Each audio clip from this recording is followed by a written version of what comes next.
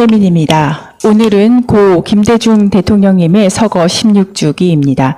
민주주의와 헌법가치 수호를 위해 일생을 헌신하신 김대중 대통령님의 뜻을 기리며 오늘날 우리가 정치에서 그분께서 남기신 정치의 품격과 원칙을 제대로 계승하고 있는지 돌아보게 됩니다. 최근 내란 부부가 구속되자 그제서야 손절을 시작하는 이들이 있습니다. 내란이 지속되는 상황에서는 가만히 있더니 광복절부터 독립운동을 하는 사람들입니다. 신기하게도 내년 지방선거를 계산한 지역에서 먼저 나타나고 있습니다. 예를 들어 지난 15일 광복절 현 성남시장이자 과거 한나라당, 새누리당, 미래통합당을 거쳐 현재 국민의힘 소속인 신상진 시장이 자신의 SNS에 윤석열 부부는 스스로 무덤을 판 것이라며 입을 열었습니다. 글쎄요, 차라리 내년 지방선거에서 재선하고 싶어요 라고 솔직하게 말하는 것이 더 나을 것 같습니다. 정치는 위기 순간에 책임있게 나서는 자리이지 모든 것이 끝난 후 뒤늦게 손가락질하는 자리가 아닙니다.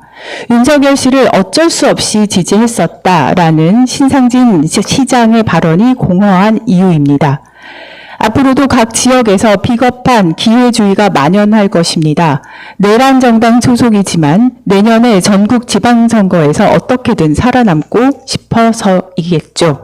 이들이 진정 반성한다면 지방선거 불출마 선언부터 해야 합니다.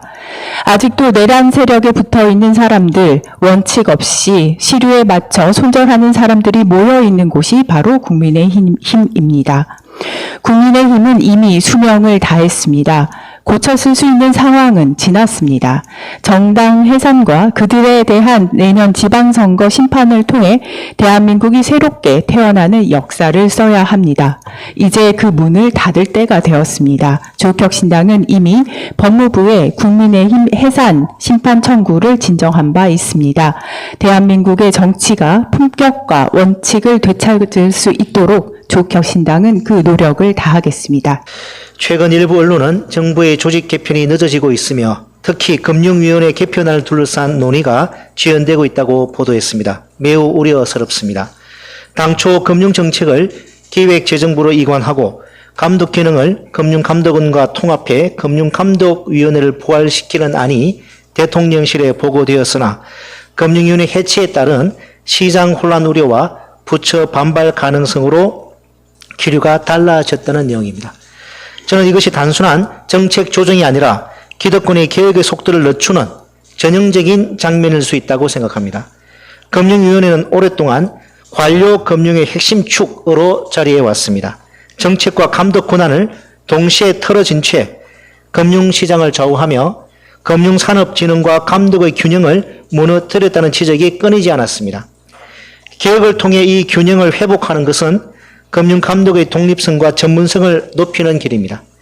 동시에 정치 권력과 관료 조직이 금융시장에 과도하게 개입하는 관치 금융의 관행을 건절하는 효과도 기대할 수 있습니다.